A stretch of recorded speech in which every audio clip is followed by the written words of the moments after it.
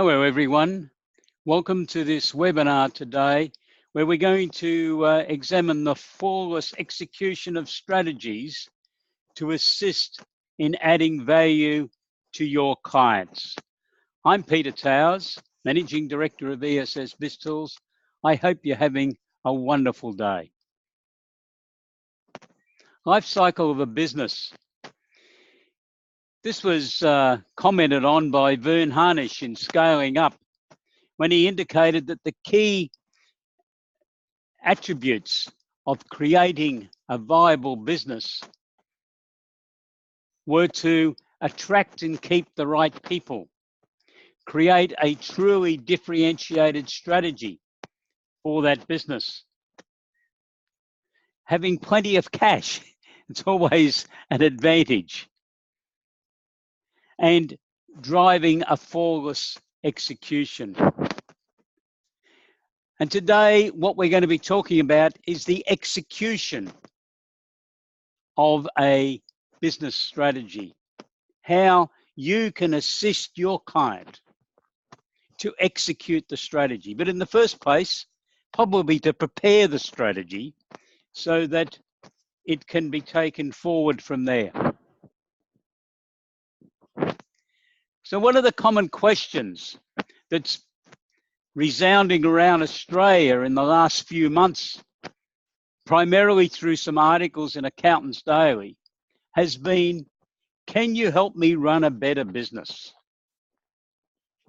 That was a comment that was made by a client of a small to medium-sized accounting firm in Australia when he wrote an open letter to Accountants Daily, literally pleading with the accountant to talk to him about more than just taxation.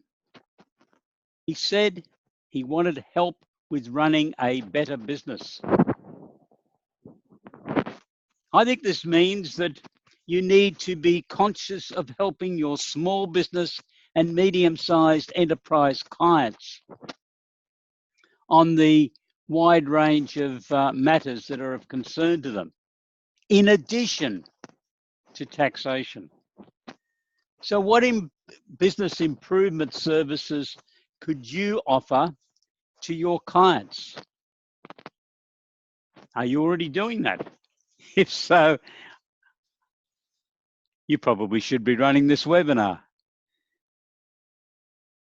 So the business improvement services that you might be able to contribute to help your clients.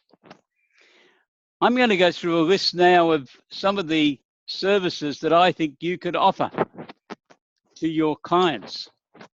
What are the key targets that the client has got in mind that they'd like to achieve over the next 3-year period, or lesser if that suits them better?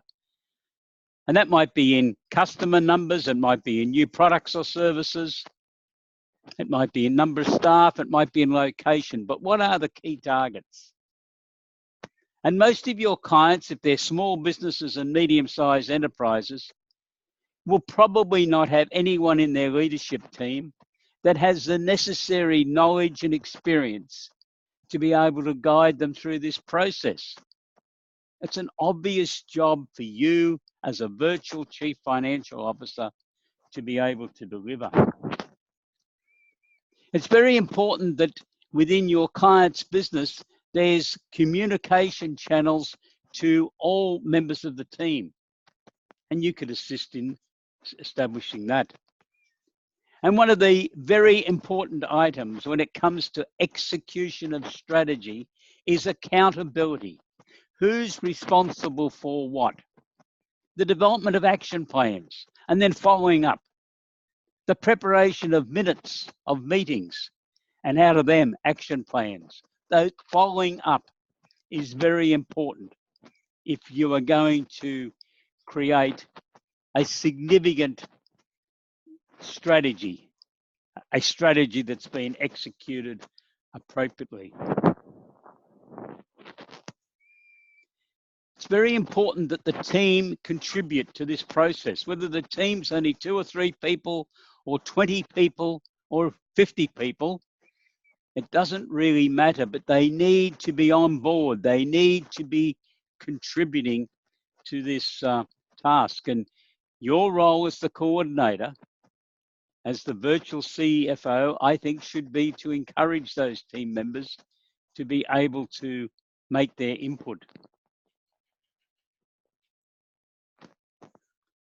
Very important that in establishing what the strategies are, there's customer input. Why do the customers support your client's business? Why don't they go somewhere else? What are the benefits? Ask them for some input on strengths and weaknesses and trends that they see in the market. How does your client line up against competitors from the viewpoint of the customers? Why do they come to your client and don't go to the competitor down the road? And as part of the establishment of the strategies, it's very important to be able to set up systems that will encourage customers to make comments and give feedback on service and constructive criticism when required. And that then all needs to be captured so that it can be closely evaluated by the leadership team and then implemented into the policies of the business. Development of strategies and then the execution of the strategies can be a challenging time for team members. It can cause some worries, some disruptions. People wonder what's going on, especially when someone's talking about, oh, your job's going to change, or you might have to go to another location within the business. So information bulletins to keep team members informed is very important. You know, we've got more communication today than mankind's ever had, yet a lot of people still claim they don't know what's going on. I don't know what they're up to. No one tells me. Haven't we all heard that? I've probably been a bit guilty of saying it myself. I don't know what's going on my golf club at times, and I have a bit of a whinge. But all jokes aside, there is a lot of communication, but unfortunately at times it's not getting through to the key people that it's aimed at.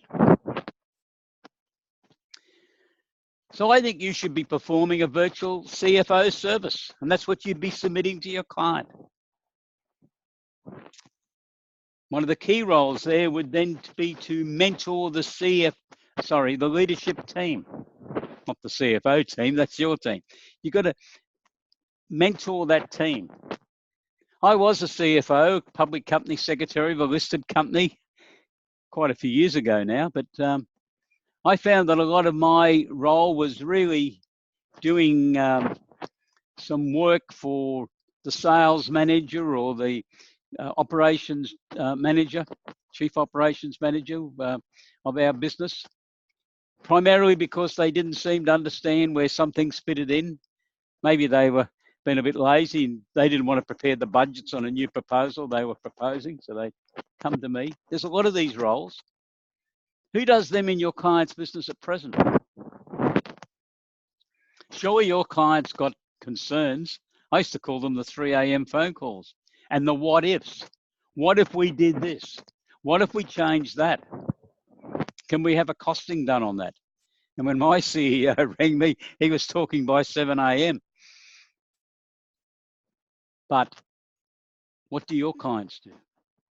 Who answers those questions for your clients running small businesses and medium-sized enterprises? And they will have more questions than what the CEO of a public company's got. Because a listed public company's got a key management team of at least 10, 12, maybe 20 people who are supposed to be experts in all sorts of things. They should be able to answer a whole range of questions. Has your small and medium-sized clients got that sort of infrastructure in place that they can get answers to their questions? I don't think so. So mentoring the leadership team is important. One of my suggestions is that you talk to your clients about establishing a quarterly review meeting because that was the key recommendation that the gentleman who wrote the original article to Accountants Daily, he was saying, let's put in our calendars and diarise it, and we will not vary it. And I want the date set 12 months in advance for a quarterly meeting, whereby we can sit down and review the business, not just taxation. Let's have a look at the business.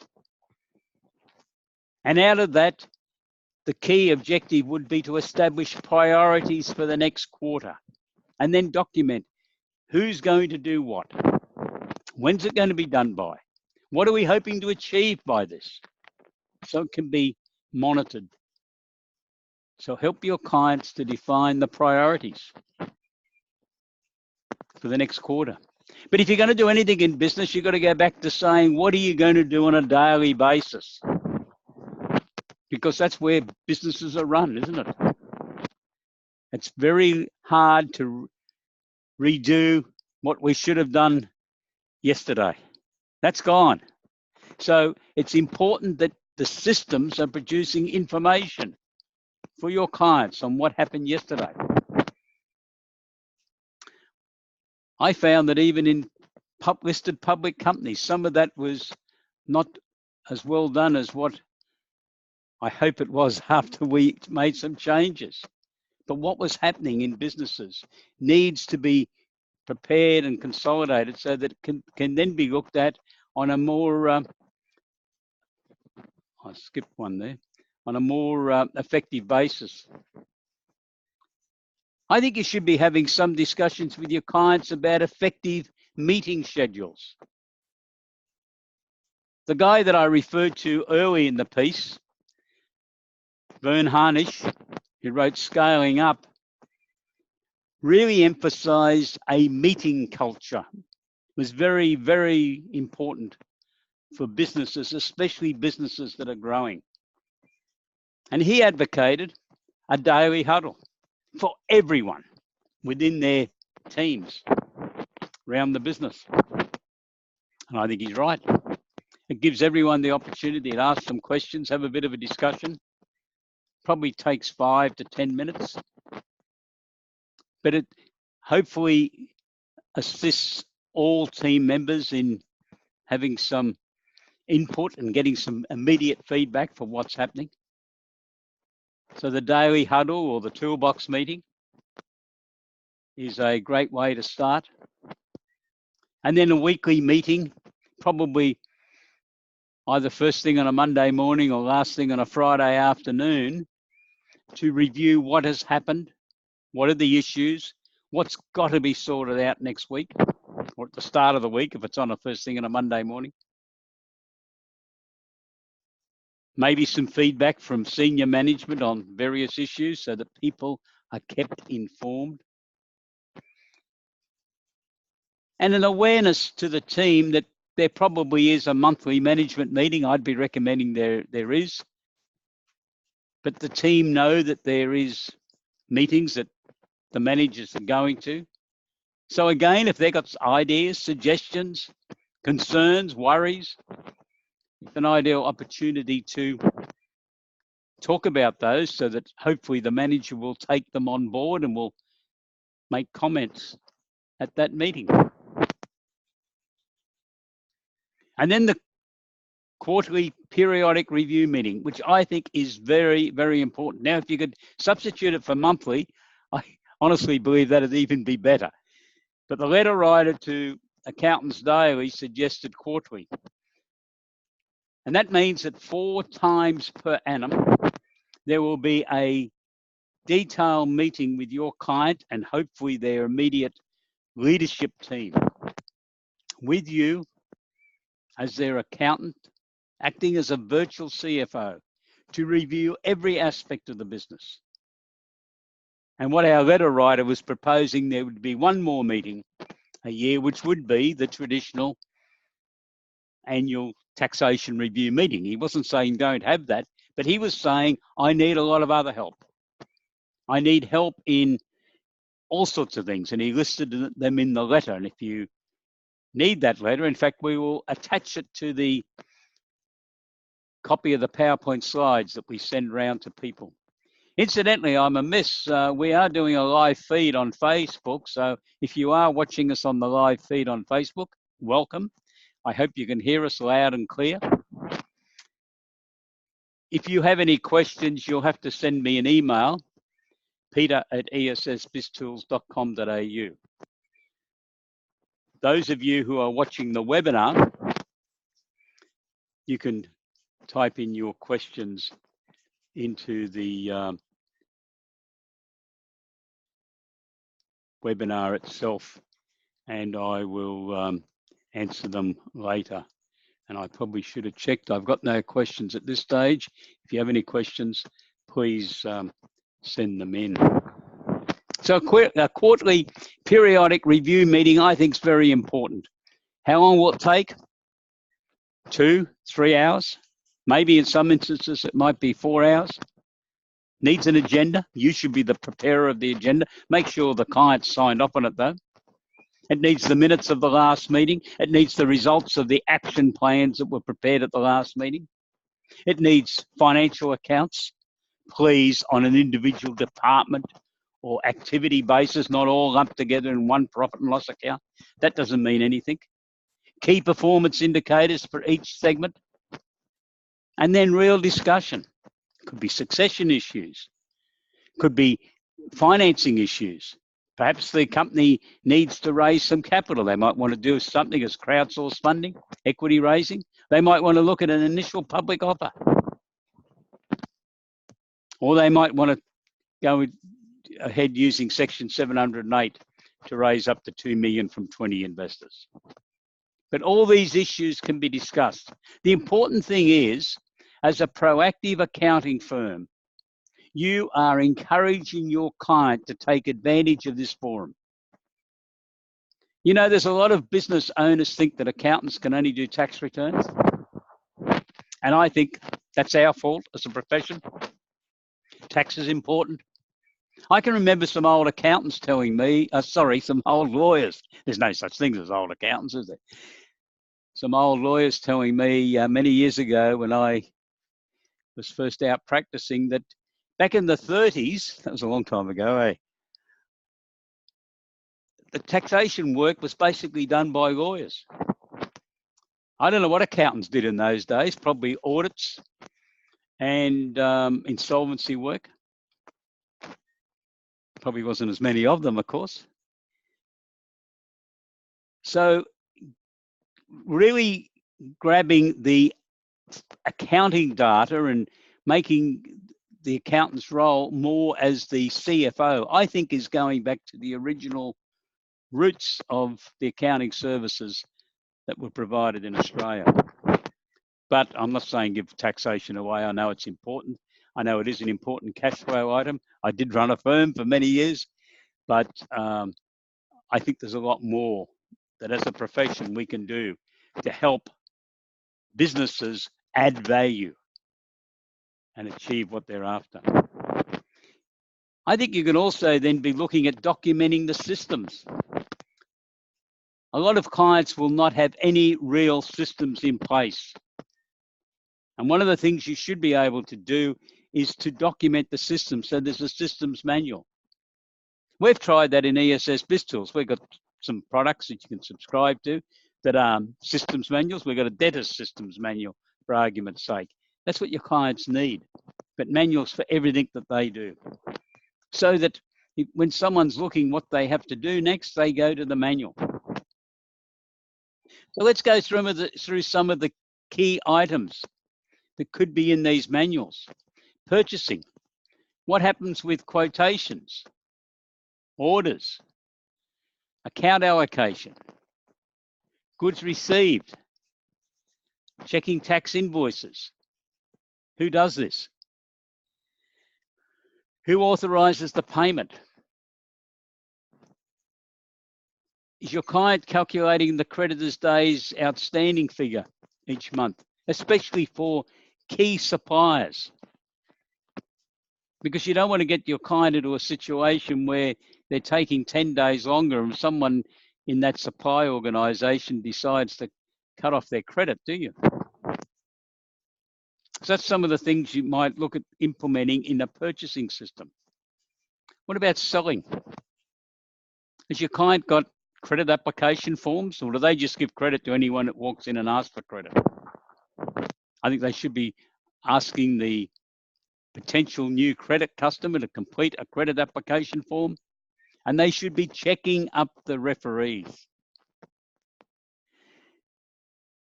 Is there appropriately drafted terms of trade agreements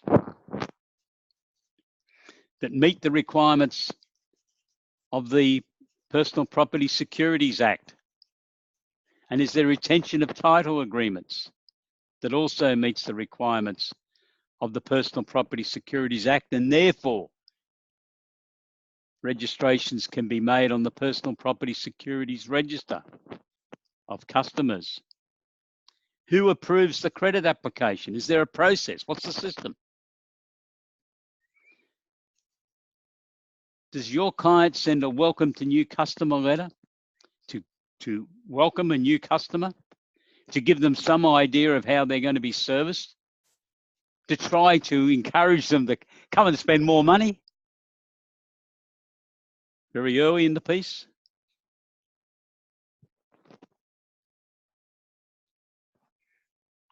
I've talked about the Personal Property Securities Register processes.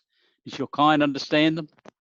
Do they understand that they could suffer substantial losses if registrations have not been made of customers?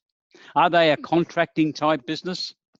If so, they are very vulnerable to liquidators' preferential payment claims.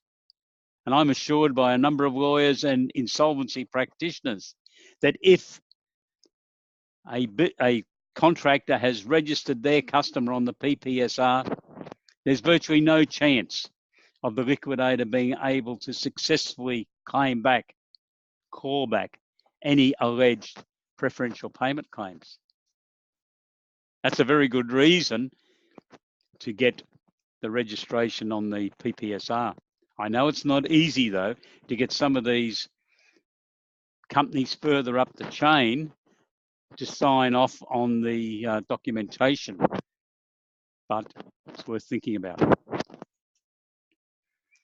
Is there a prompt dispatch of invoices? I had reason a couple of years ago to have a look at two identical businesses basically serving the same customers, which was the mining industry. One was getting paid very quick. I think his debtors days outstanding were not much over 30 days. The other one was up around 90 days. And I was asked to have a look at it, so I did. The 90-day outstanding invoicing was a shambles.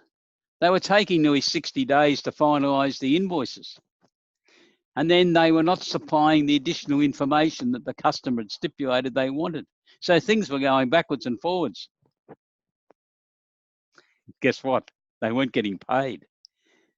Whereas the other guy was doing everything. He had a checklist that his accountant had prepared, I found out.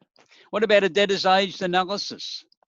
Is that being prepared and looked at so that your client has got a real awareness of whether there's some slippage in the debtors? And is debtors days outstanding calculation being made? I think it's a very important KPI, one that the CEO should know very quickly each month. And hopefully it's going down.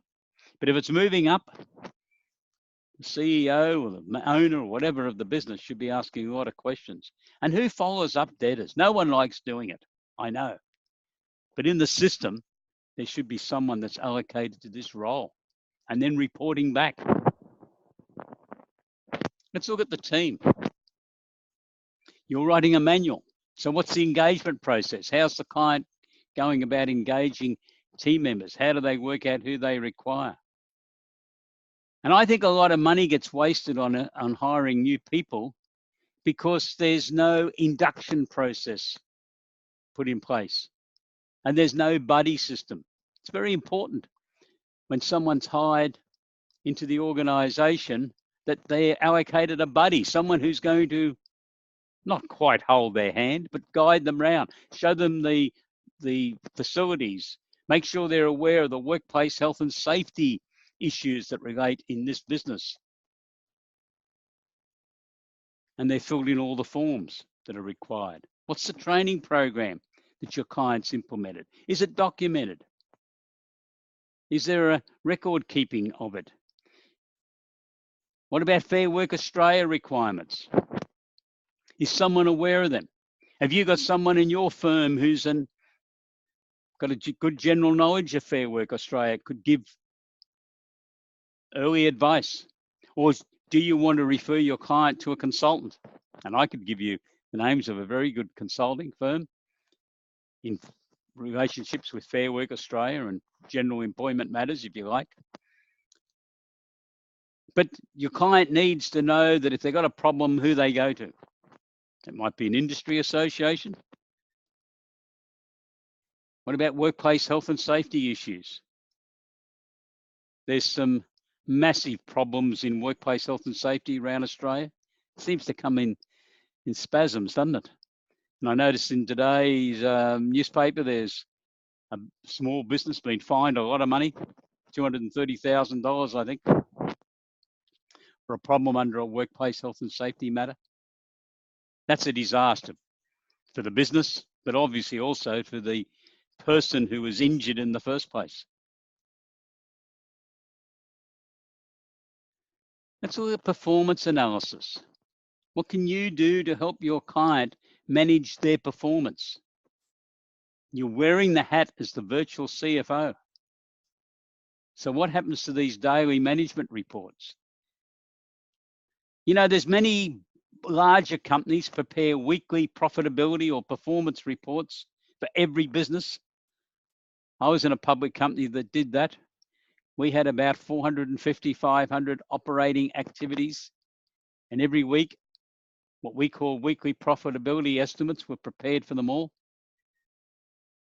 Some of them were very big activities. Others were fairly small, only had half a dozen employees.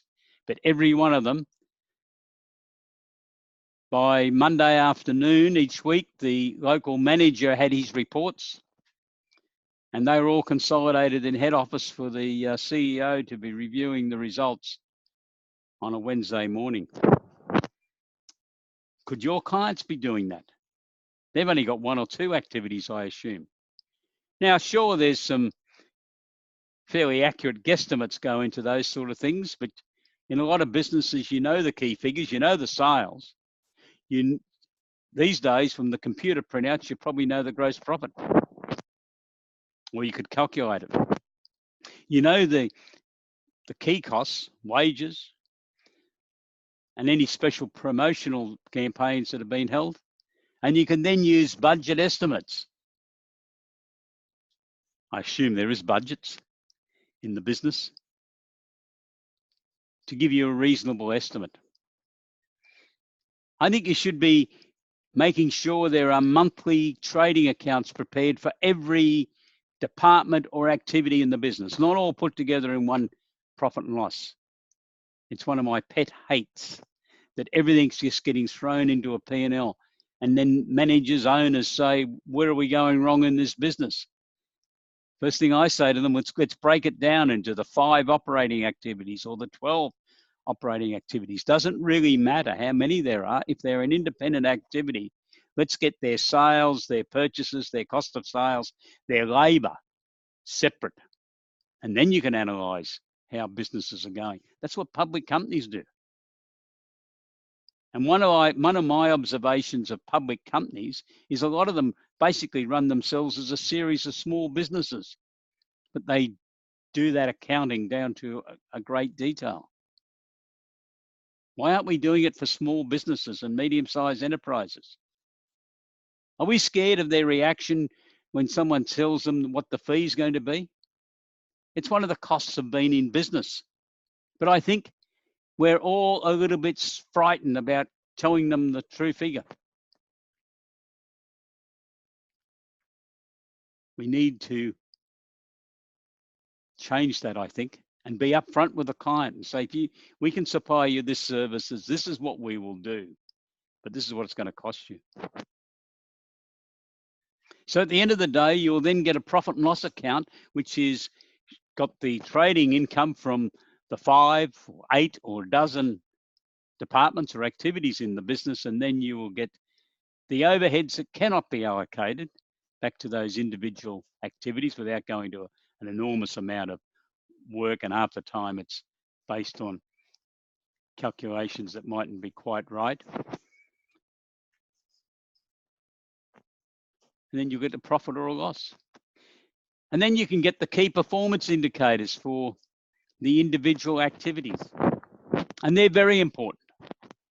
But that's why I'm emphasizing that they should be prepared on an individual department or activity basis. And then you can do some benchmarking. I hope you're doing benchmarking already, so that you're able to compare that individual department or activity with what that business's peers are achieving. How are they going? You can get a lot of information by comparing businesses, because key performance indicators on their own really don't mean much. But when you can compare them to someone else in the same business, or what's been achieved each month for the last 12 months, it's pretty easy to detect that something was wrong in a particular month, because it stands out.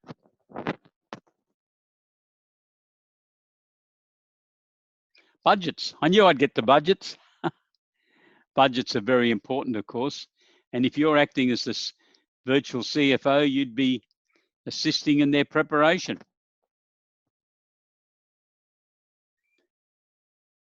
Talking to your clients, taking them to the quarterly business review meeting. What about the business finance? Do you buy into this? I think you should. We've got the Prime Minister in America today, I notice, quietly advising the banks. I was going to say chastise, but I don't think he's really doing that. But he's really telling the banks to make sure that they stay in business when it comes to supporting the small and medium-sized enterprise markets. Unfortunately, a lot of the banks have used the Royal Commission, it would appear, as a reason not to be doing things. So that opens up other opportunities that you, as the key advisor, the trusted advisor, need to be familiar with, so you can raise them in conversations with your client. One of the first things is, does your client want to raise capital? Now, capital raising is definitely not for every business, and some people would walk over a bed of hot coals to avoid it, and I accept that. But there are plenty of businesses, probably 200,000 or 300,000 in Australia, that could benefit by trying to raise some capital. And there's a lot of money in the system, and then it's up to the investing public to decide whether they wish to invest. So the first category that we've got, and it's been there for 35 years, is Section 708. You can raise up to $2 million from 20 investors without having to issue a prospectus. You need a business plan, and probably an information memorandum is best. But you don't need a formal prospectus. Won't cost anywhere near as much. But bear that in mind. Crowdsource funding equity raising. It's nearly 12 months since crowdsource funding equity raising become legal in Australia for private companies. 19th of October is the anniversary, the first anniversary. It's got off to a slower start than what I thought it would, but people who worked in the UK continually assure me that in the UK, which they've had this now for 8 years, it took 2 to 3 years to really ramp up. And now it's a very big component of the financing for small, medium enterprises. So think about that. Your client could raise $5 million every 12 months if they've got a good enough story to tell and if the investors believe them. And if they're wanting to get bigger or wanting to raise more than $5 million, they'll have to have a look at an initial public offer. Now that does cost a lot of money, and it ultimately means they're going onto the stock exchange, and there's a lot of costs involved in that, but it can be done. suggest that you have an awareness of that, wearing this hat as the virtual CFO. What should be suggested to your clients? Obviously, there's leasing and hire purchase. There's debtors financing. And last but not least in this list, there's government grants. What are you doing about government grants? I've just written our members alert, we call it, which we write to the subscribers, the members of ESS BizTools, every month. And I've given them an upgrade on a new government grant, which is for the manufacturing businesses, basically targeted at small and medium-sized businesses. They can get anywhere from $50,000 to $1 million to invest in new plant and equipment technology, training. So you keeping an eye on the grants that are available. There are hundreds of grants from the federal, state and territory governments. And incidentally, for any of your clients who are exporters, the Export Market Development Grant applications in respect of the year ended 30th of June 2019 close on the 30th of November 2019. Grants can be as high as $150,000. As long as your client has spent more than $15,000 in a 12-month period, and for first time claimant, 2 years can be put together to get to that $15,000. They can claim export market promotional expenditure, and there are 13 categories of that. It can be any type of business entity, so it could be a sole trader, partnership, trust, company that is eligible to apply, and their total group turnover in Australia and overseas has to be under $50 million. That'll be a fair number of your clients, I imagine. So they can get some of their export activities. And incidentally, do you realize if you've got clients who are running tourist activities and are promoting themselves as accommodation for international tourists, that they also qualify under the Export Market Development Grant? It's worth having a look at. So I think it's very important to keep a close eye on government grants. And they're changing all the time. How do I know? We have a whole product called ESS Biz Grants, which is continually being updated to reflect grants. Some come, new ones come in, some go. Very interesting, government grants. So I think the execution of strategies is very important so that they become active strategies, not just something that was written in a business plan. In a business plan, there might be one line, improve debtors management. And I've given you about 10 steps within making sure that debtors management is done properly. Someone needs to document that and then implement it within your client's business. I can't think of anyone else but you offering a virtual CFO service. All you've got to do is go and sell it to your client. Be confident. You went to university. You've done your PY or your CPA or your Institute of Public Accountants course. You weren't just trained at university and in the professional year process to do tax returns. I think you need to have that sort of discussion with your clients. Most of your clients who are small businesses and medium-sized enterprises will not have anyone in their leadership team who can handle this sort of process. You're the logical person. Most CEOs won't want to do it. They're busy trying to keep their business running.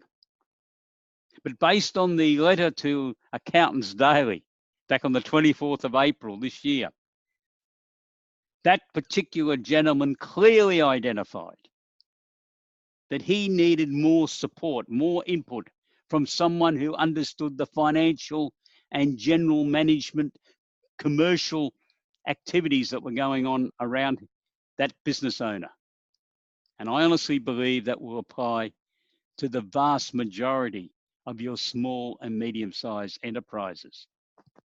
I think this is an ideal work opportunity for proactive accounting firms. I hope you're one. You're probably not going to be happy with some of the things I've said if you're not, but I hope you are. That's why you registered for this webinar today. I think execution of strategies is a value added service that you really should be supplying to your clients to give them the opportunity to incorporate the life cycles of a business as outlined by Vern Harnish, and driving flawless execution is the real message from today. It's got to be driven. Someone has got to be driving it. And in a larger business, it would be the employed chief financial officer. But most of your clients will not have that sort of appointment. So the benefits, what are the benefits in all this? Your client's going to be running a better business. There's no doubt in my mind that they'll be a lot happier. Your team members will have varied and interesting work. And that's a challenge in itself, isn't it? I know there's still a lot of tax return work to be done, but it's giving them something else to see really what goes on within a business. I think you'll find they're happier, more content. And your firm will have added some new income services, some new income streams. You may remember that about 5 years ago, Deloitte wrote a report, very interesting report, looking at digital disruption. When they wrote it, I don't think too many people had even thought about it in Australia anyhow, other than maybe in the big four accounting firms. But they wrote a report on digital disruption as it was going to affect all sorts of businesses. But the particular one I'm zeroing in on now was on the professions. And obviously, accounting was one of the key professions they were considering. And they then wrote a subsequent follow-up. They might have got some emails sent to them and said, well, what are we going to do about all this? It's all very well telling us that there's going to be digital disruption. But what do we do? And they come back with 3 suggestions. 2 of them I don't think were very practical for small, medium-sized businesses or accountancy firms. But the 3rd one I thought was very practical, and that is go out and develop and then deliver some new income streams. Change what you're doing. Isn't that what we've been talking today about? If not, I've failed in what I attempted to convey to you. To produce some new income streams for your firm, at the same time, adding value to your businesses. Now, how can we help at ESS BIZTOOLS? We've been writing this sort of material for 20 years because I was frustrated with what was happening in the accounting market, having come from a public company CFO sort of background. So currently we have got 23 product packages which cover all sorts of things: chief financial officer services, debtors, budgeting and cash flow forecasts, succession planning, crowdsourced funding, early stage innovation company, personal property securities register. They're all set out. They've got what we call a procedure control form, which will guide you through the process. And there's papers and articles and templates on all sorts of things as you work your way through. You read the material, you're an accountant, you should be able to deliver it. If you want more training, we do have additional training packages available to take you through that process. So the material's there, very practical, written for people like you in your firms. And each product package, if you go onto our website, I'm going to give you the details of that in a moment, there's a learn more package, which in some cases goes on for quite a few pages, where it tries to give you an overview of what the issues are. And we summarize what our products will then do. So you can visit our websites, please. www.essbiztools.com.au. And for government grants, www.essbizgrants.com.au. Now I'm going to check if there's any questions. I can't believe we got no questions. If you think of any questions later on, can you please send me an email, peter@essbiztools.com.au.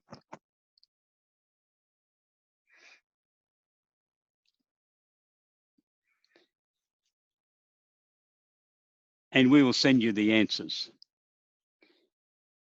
Or if you need to telephone me, please telephone me on 1-800-232-088. I hope I've given you some inspiration today on the type of services that a proactive accounting firm in 2019 can be supplying to Australian small and medium-sized enterprises. And I should say also UK, because we've got a couple of accounting firms from the UK going to be watching the video recording of this webinar, because they're interested in adapting products that we've written to suit them over there in their marketplace. We will be continuing this series next week with a further presentation built around this concept of helping clients to run a better business. Thank you for being with us today. Have a great day. Goodbye.